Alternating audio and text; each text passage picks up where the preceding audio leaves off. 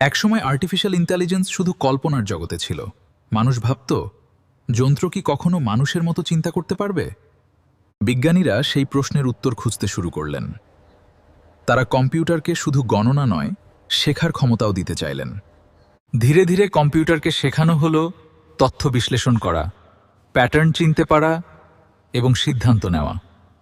এই শেখার প্রক্রিয়াকে বলা হয় মেশিন লার্নিং, যেখানে যন্ত্র অভিজ্ঞতা থেকে নিজেকে উন্নত করে। পরে আরও উন্নত প্রযুক্তি এলো, ডিপ লার্নিং, যা মানুষের মস্তিষ্কের মতো কাজ করার চেষ্টা করে।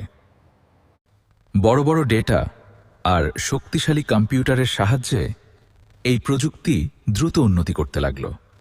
ফলে তৈরি হলো এমন যন্ত্র যা কথা বুঝতে পারে, ছবি চিনতে পারে, এমনকি নিজে সিদ্ধান্ত নিতে পারে।